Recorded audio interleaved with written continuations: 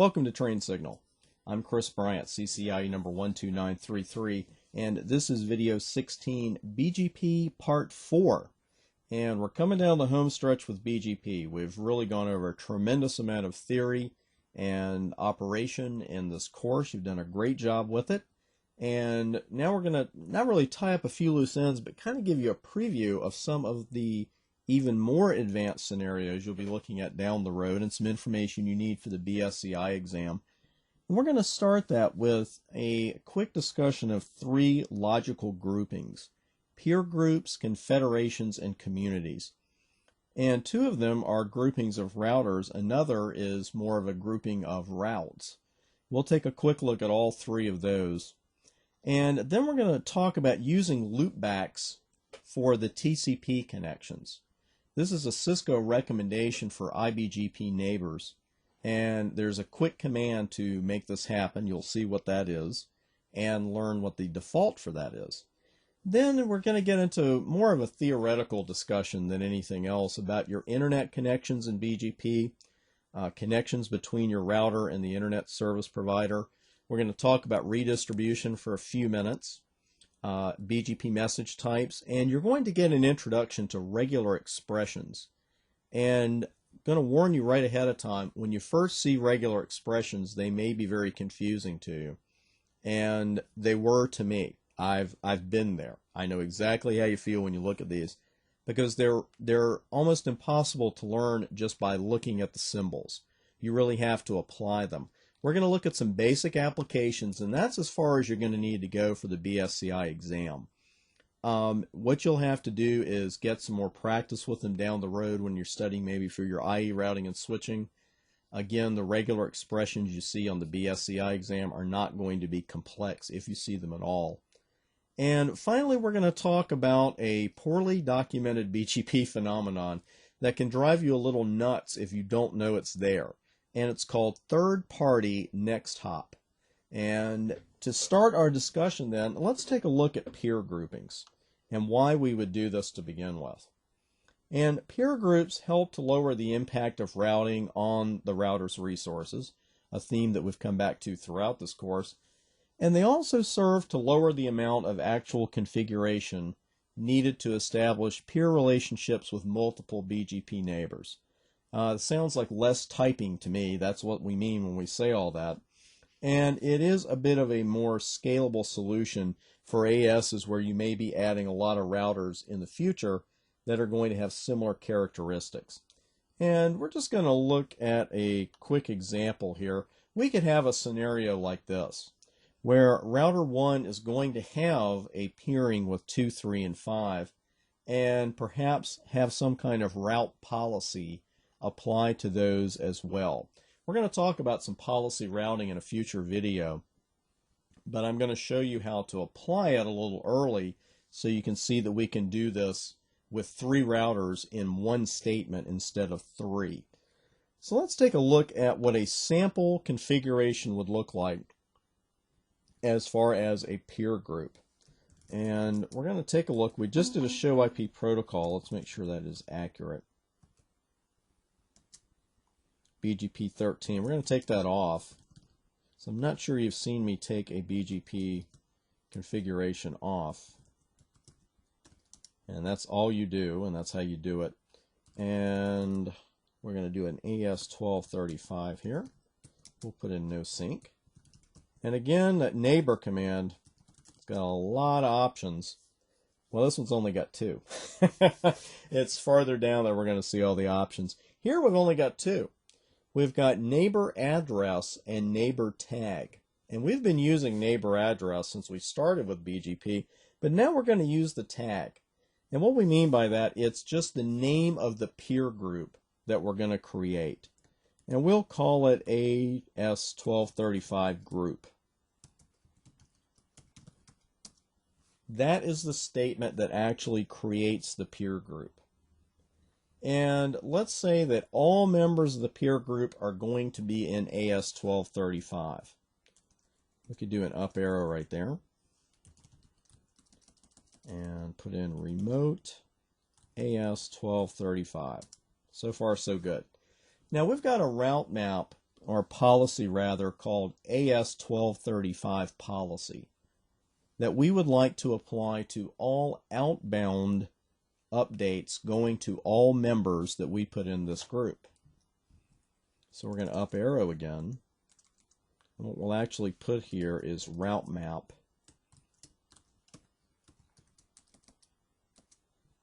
1235 policy, and we have to give a direction there. So you may be thinking, well, this seems like more typing, but it's really not. We could have 20 peers to put in here. We could have 10 peers. If we had 10 peers that were all in the same AS, and all of them, we were going to apply this route map to all of them, that would be a lot of typing, wouldn't it? You'd have to do a neighbor statement for the peering with the remote AS and then the route map. But here, instead, we've created a group. And all members of the group are going to be in AS 1235. And all members of the group will have this particular policy applied when a routing update is sent to them, out to them. And now all you do is put your neighbors in the peer group.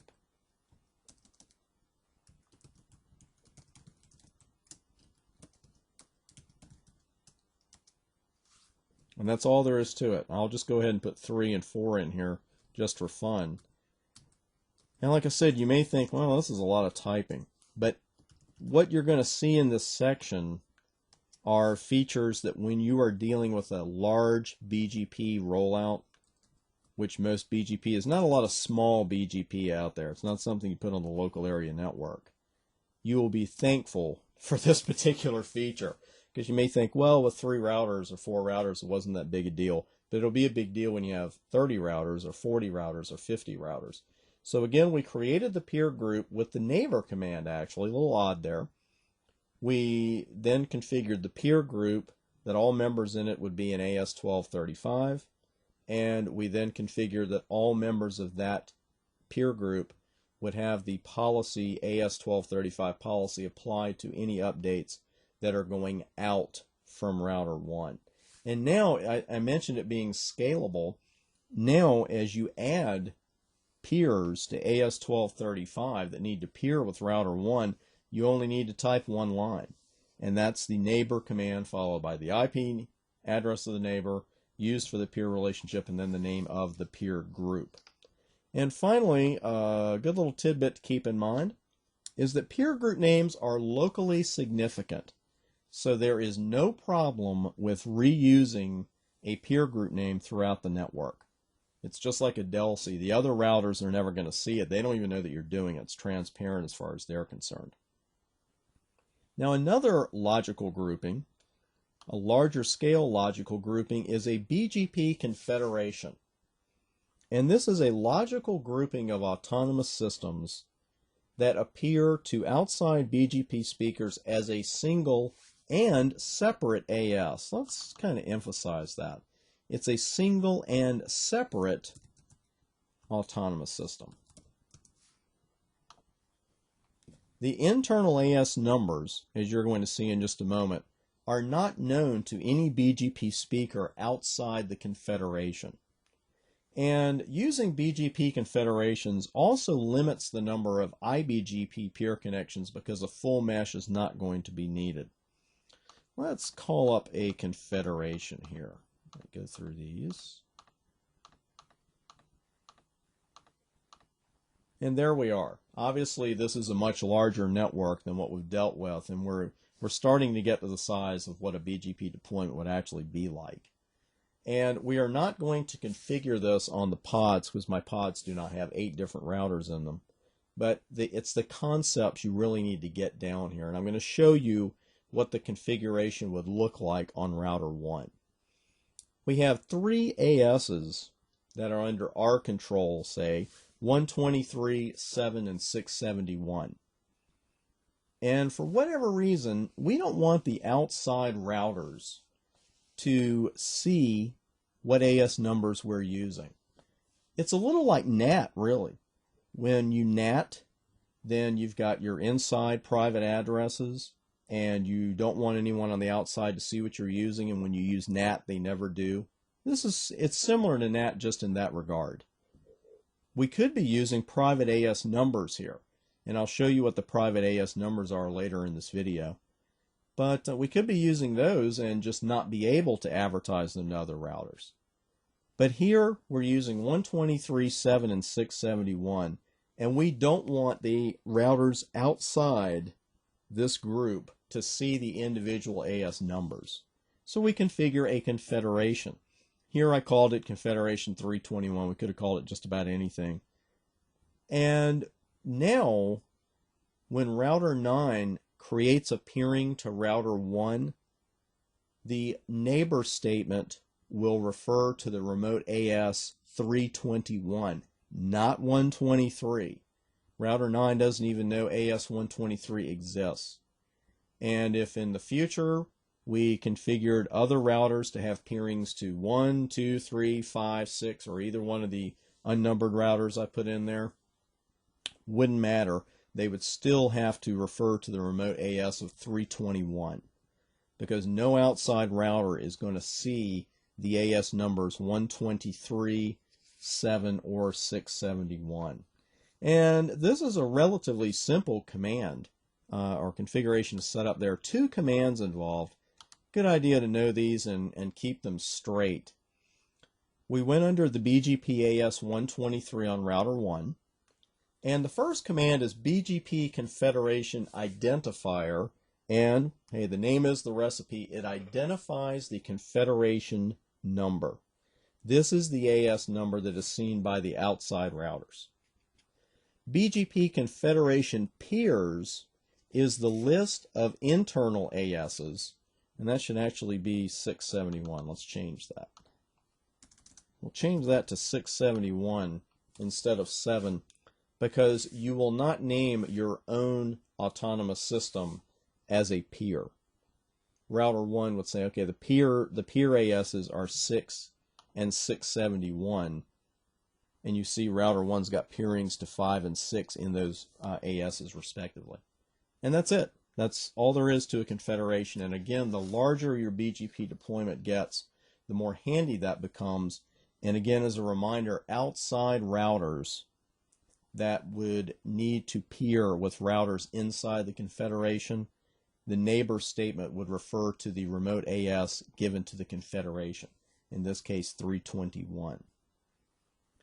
Another concept that you'll really get into when you pursue your IE studies or you study advanced BGP is the use of communities. And at the bottom of the screen, I'd like to bring this up to you now. Communities are added by Cisco not on a regular basis, but the BGP communities do change. Now, I don't expect no export and no advertise to go anywhere, but they'll add other communities as you go along. And if you work regularly with BGP or you're studying for the CCIE exam, it's a good idea to keep up on what these communities are. The site that I put there is a section of Cisco that you really should get familiar with. And it's cisco.com/universecd. Documentation for every iOS version, every router, every switch, everything that Cisco makes is at this site. It takes a little getting used to the navigation, but not that much. It's drop-down menus, and then you just drive down to whatever you need. But all of your protocol configuration guides are out there. All of your protocol command references are out there. It's a very powerful reference, not just to work with Cisco in the workplace, but for study. And again, those of you with an eye on the big prize down the road of the IE, you really need to get fluent with this because it's the only thing they let you have in the lab. But again, even if that's not on your mind right now, you really need to go out and get used to navigating the site. If you want to spend some time reviewing the OSPF commands before the exam, you go right out there, you pull up a certain document, it'll have every single OSPF command for all of the iOS versions out there. And they're defined, they're shown in usage. Cisco tells you when they came about. I mean, it's great stuff. Really need to get to know that site. Now, talking about communities and what they basically do, they tag a route or a group of routes with a common value that will follow it throughout the rest of the network. Two words that describe communities are transitive and optional. They will travel with a route as it traverses AS and AS and AS. It's going to go with it all the way. And then finally, it is optional. You don't have to set communities if you don't want to. But two very common communities that you should know about are no export and no advertise. And the no export community tags a route and prevents it from being advertised to an external BGP peer. So for whatever reason, you don't want this particular route going outside the local AS, you would tag it with the community no export. If you wanted to take that to the next level and prevent it from being advertised to any other router, you simply tag it with the community no advertise. Now, like I said, as you progress in your BGP studies, if you choose to study advanced BGP scenarios for whatever reason, certification or otherwise, you're going to get to know communities like the back of your hand. For the BSCI, I would say everything you really need to know about communities is right here in front of you. But I urge you to always learn more, and you can learn more about them at the Universe CD site. So let's take a look at a concept that I've mentioned a couple times throughout the course here, and that's using loopbacks to create BGP peerings. And the reason we do that, and the reason we use loopbacks for so many features in Cisco, is that they're only unavailable when the remote router is totally down. Now you can have a peering to or a connection to an Ethernet interface. The Ethernet interface on a router can go down without the router being unavailable. And hopefully we've got some kind of backup plan to get there, some redundancy. But if a loopback becomes unavailable, that means the router is down, or somebody deleted the loopback. Because the loopback, of course, is a logical interface. It cannot physically go bad. By default, BGP uses the interface closest to the remote neighbor to actually create the TCP connection. That makes sense.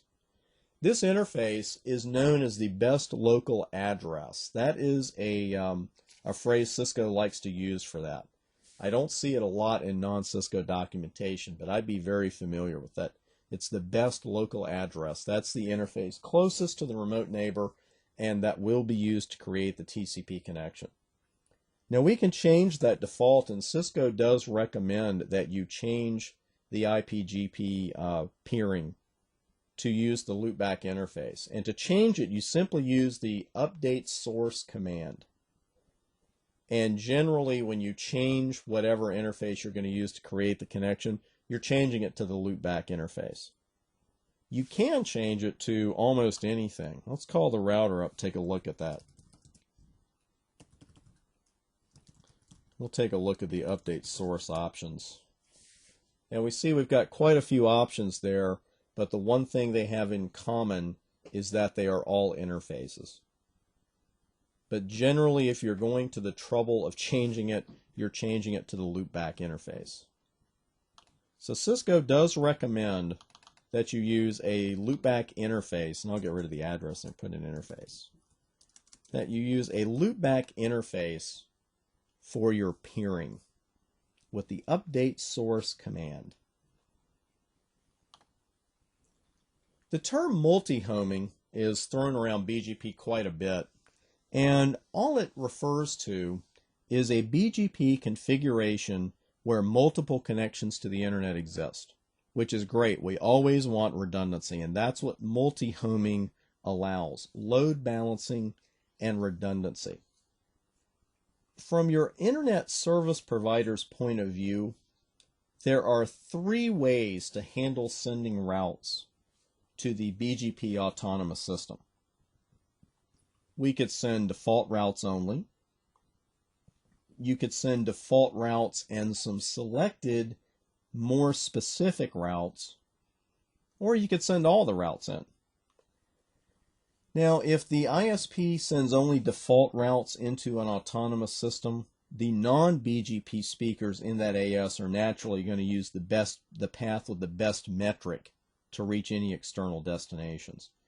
With the other two choices we've got there, BGP will generally use the AS path value to decide how routers in the AS should reach external destinations. What the internet service provider's issue or problem is that they've got to walk a line between having routing tables as specific as possible and overtaxing their router resources. Because when it really comes down to it, as I've mentioned a couple times, BGP is a resource hog. And these tables are going to get huge out there. Absolutely huge. Now this all becomes a little clearer when we look at the communications between your router and the internet service provider. And let's take a look at that now. In this scenario, from the internet service provider's point of view, as we mentioned on the whiteboard, there are 3 ways to handle it. Now it could be sending a default route only. It could be sending all the routes that it knows into that AS. Or it could send default routes and selected more specific routes into the AS.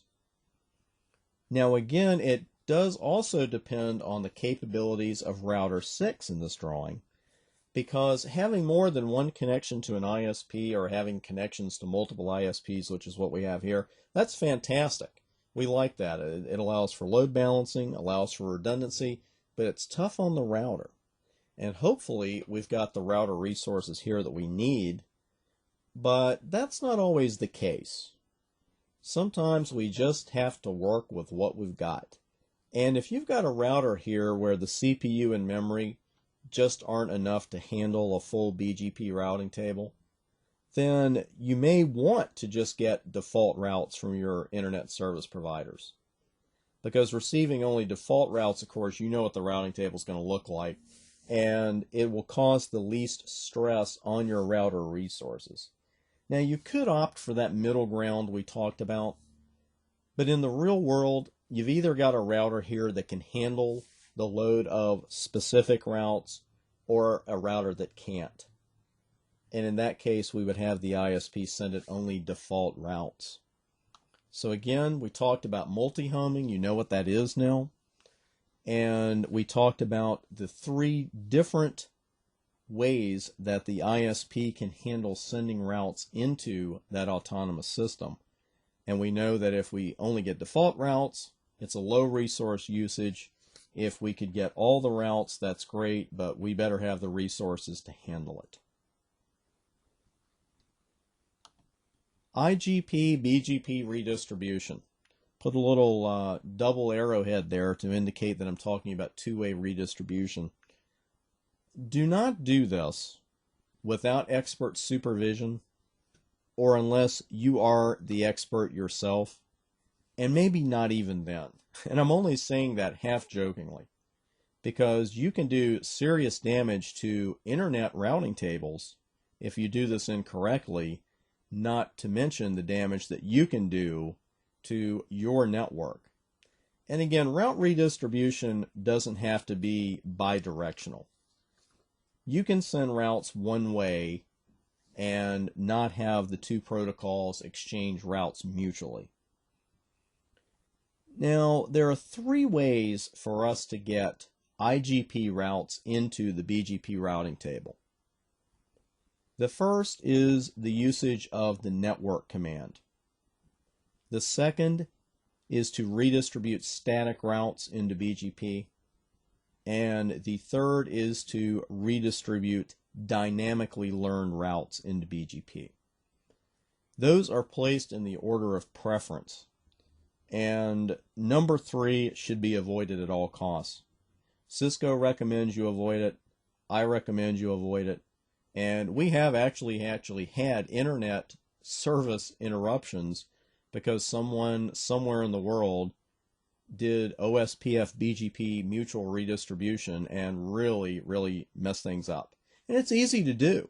But if you type in the wrong command for route redistribution between a couple of IGPs, you're going to interrupt network service. I'm not going to say you're not, but it's not the end of the world, and you can take the command off and you're okay. It's not going to work that way with BGP. And going the other way, we have the ability to redistribute BGP routes into an IGP, but there is very rarely a truly good reason to do so. And the basic reason this is a bad idea is the last line I put here on the whiteboard. Because the internet has a lot of routes. I mean, there are a lot of routes out there. And a full BGP routing table can actually hold over 90,000 routes.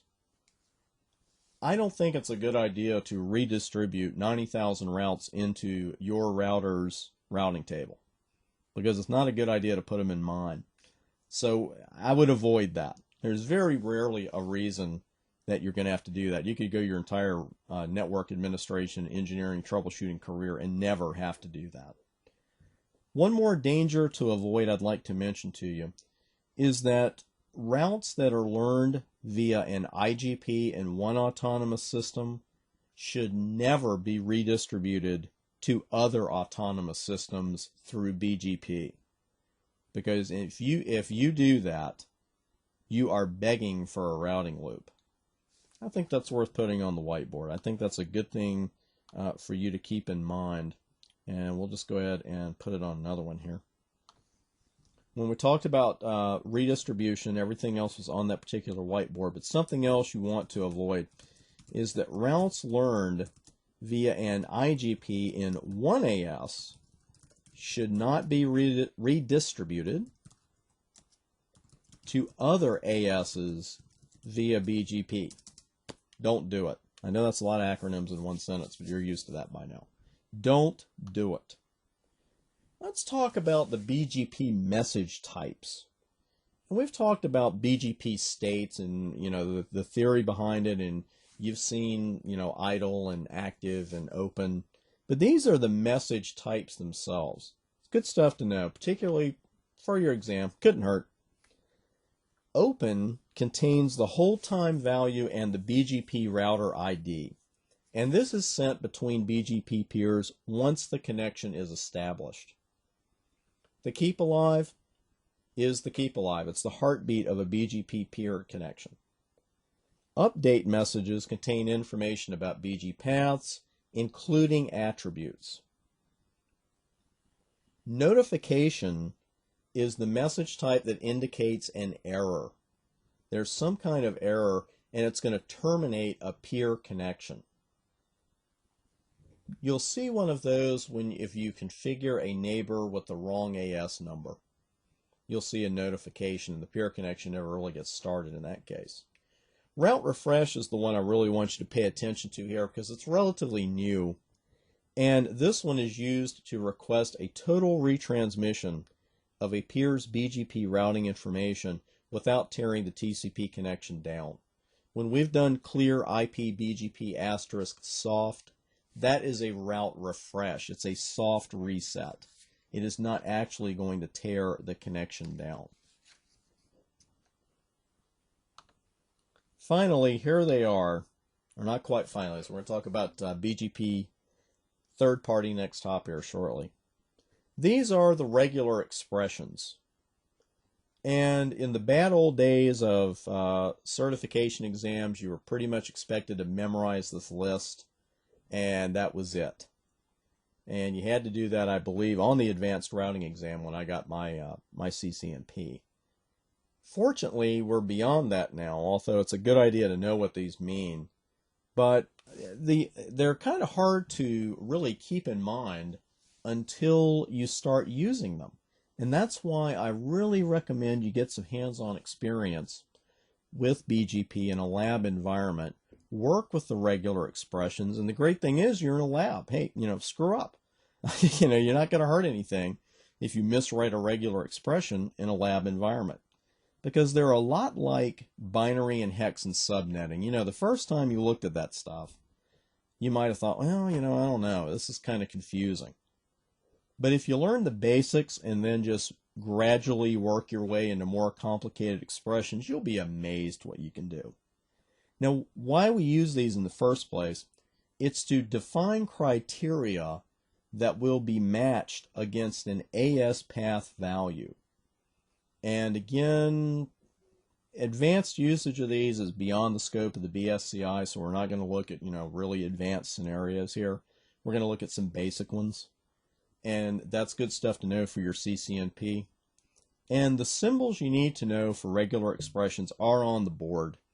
And I'm not going to read every single one of them to you because I know you can read it on your own. That's like with the underscore, matches comma, left or right brace, left or right paren, beginning or end of input string, or a space. Okay, that's kind of hard to keep in mind until you start using it. So again, I want to implore you one way or the other to get some hands-on experience using regular expressions. And if you go after your IE, you'll definitely need it. So when you look at this, your head's swimming a little bit, maybe you're a little tired, and you've been studying for a while, you just go, oh, okay, to heck with this, I'll just miss the question. We're not taking that approach. So it's hard to make sense of these characters just from this list. So let's take a look at how they could be used using AS 150. And I'm also going to show you some of the more common expressions, common regular expressions. These are two that you see pretty often. And the first one is a caret and an asterisk. That combination matches anything. Absolutely anything. Any AS path you see will match that. It's not a permit any, but it's a match any. The other combination I show you on this whiteboard is a caret and a $sign, and there are no spaces between these characters. And this particular combination matches only the local autonomous system, because the caret is used to start the input string and the $sign ends it. The only AS path that matches this particular combination is an empty one. And the only way it can be empty is if the only AS that the path has traveled through is the local one. If it's gone through any other AS, that's going to show in the AS path. And that particular regular expression would not match it. Now here are some combinations involving AS 150. If we needed to come up with a regular expression that matched AS 150, we would put a caret, then the number 150, and then a $sign. And that would match AS 150 only as compared to an AS that had 150 and some other ASs in it. If that were the case, the expression would not match.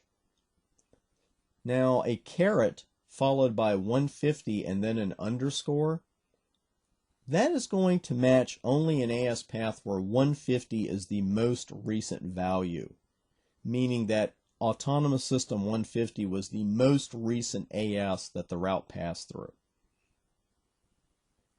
Going down the list, underscore 150 $sign, and that underscore, that causes all kinds of chaos in these things. But this matches an AS path only where 150 is the last value. I was looking at the previous screen, or previous two screens ago. You see that an underscore can be a comma, a left or right brace, a left or right paren, the beginning or end of an input string, or a space. So that's a lot of different things the underscore can be. We have to be careful when we see those. This matches, the third one there, matches an AS path only where 150 is the last value.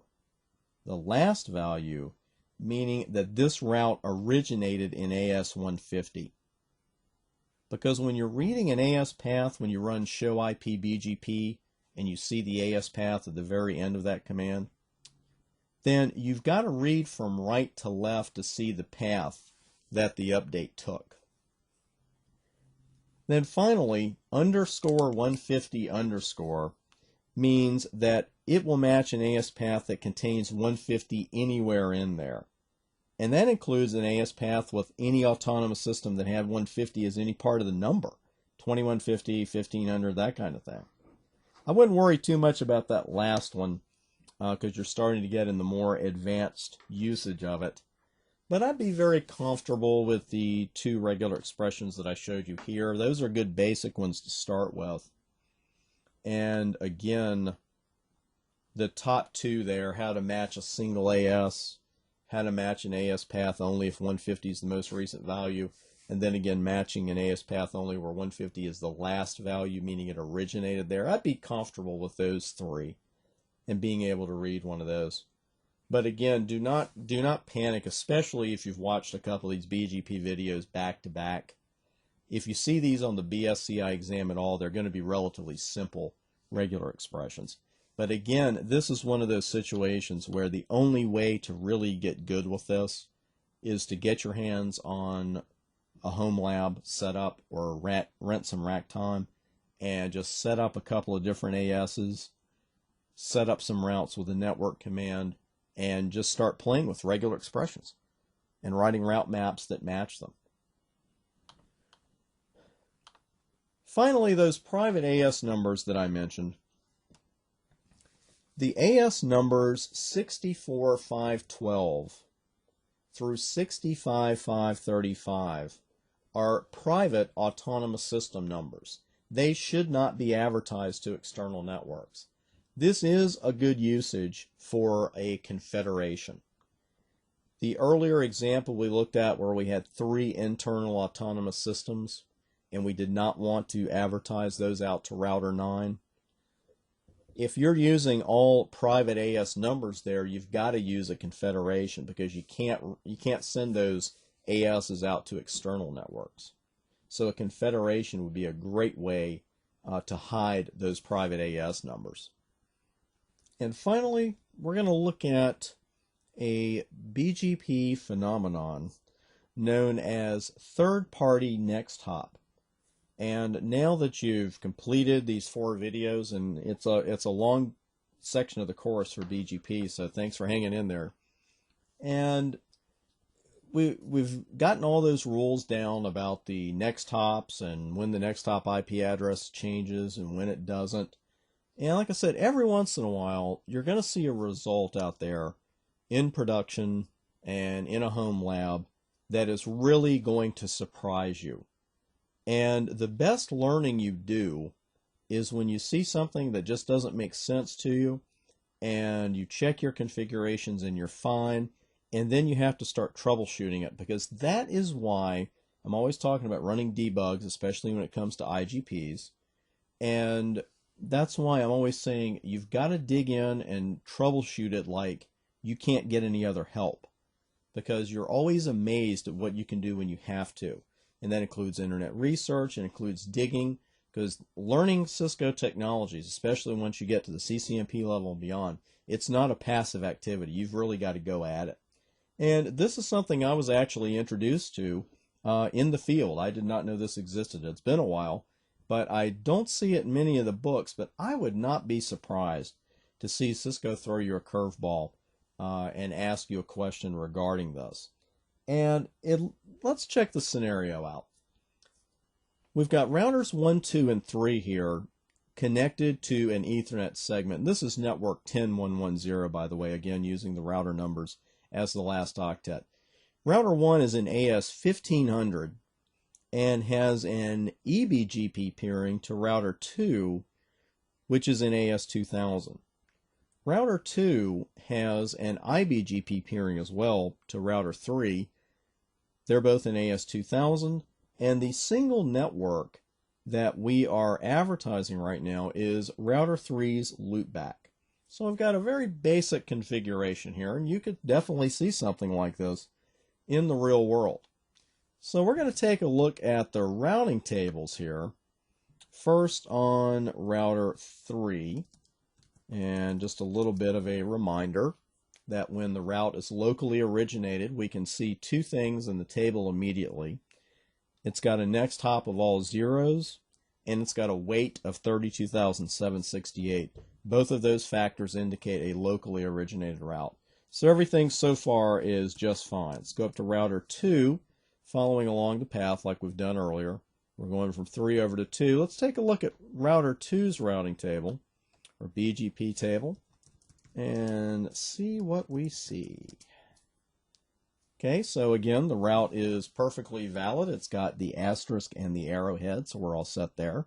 Sees the network, next hop of 10113, pretty much what we'd expect. And so everything's fine. So now, there shouldn't be a problem with advertising the route from 3 to 2 and then up to 1 with an eBGP connection there appearing. So let's take a look at router 1's routing table and see if we see the route. And see if we see anything there that looks a little unusual. A little unusual. It sees the network.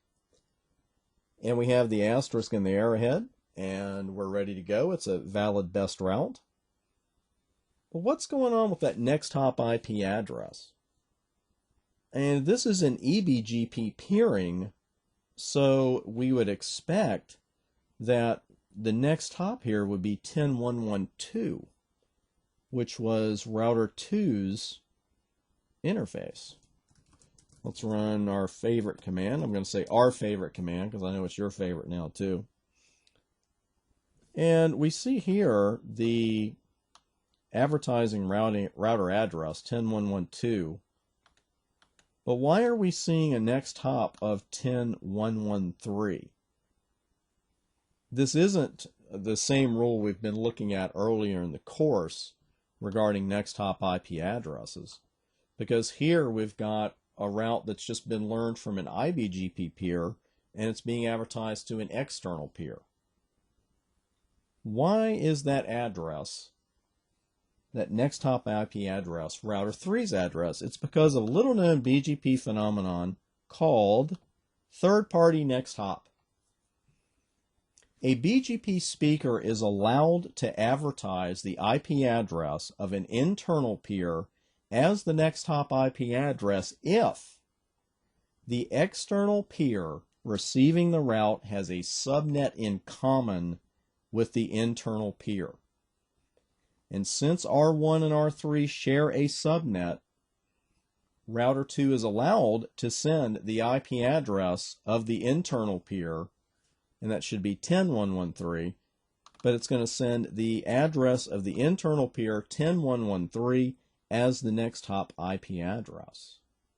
So that's a really good question, So what's the next hop IP address when the route gets to 1? It's actually going to be router 3's Ethernet interface.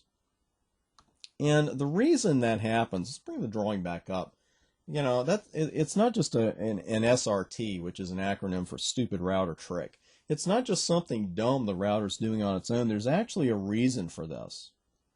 And you'll see these in the real world too, and it'll puzzle you a little bit. It's not really going to hurt anything, but just in case you see it even on a future exam, you'll know what's going on. Because what it does, it actually brings about the most accurate routing possible, and here it does just that. Because router 2 is indeed advertising the route to an external peer. But router 2 also knows that the external peer, R1, shares a subnet with the internal peer, R3. So there's no reason for data to go from R1 to R2 and then have to be sent back over to R3. Router 2 is going to advertise the route with a next hop of 10.1.1.3. And in that scenario, router 1 now has the most direct path to the loopback network. So look for that kind of thing when you've got routers that are sharing the same subnet, but they are in different ASs. It's a good thing to look for with that third-party next hop. And that's it. That's the end of the BGP part of the course. We've got several lessons here yet to go. But I want to congratulate you, frankly, for working through all this, because BGP really discourages a lot of, I hate the word wannabes, but I'm going to use it here, or BSCI and CCNP wannabes, because they think, yeah, it'd be nice to be a CCNP, and then they look at BGP and they go, oh man, forget it. There is a lot here, but they're not given this certification away, and you don't want them to. You want it to retain its value. Just remember, I can tell you from experience, I've been there, I've been in your shoes. If you master the basics and the theory, get some experience working with BGP hands-on in a lab environment. We're going to talk about home lab setups as a bonus video later in the course. Don't rely on simulators to get BGP practice. Don't do it. And when you get the basics down, you get the theory down, you get the fundamentals down, you work with the stuff on real Cisco routers, then the intermediate and the advanced theory and configurations will be second nature to you on your future exam days.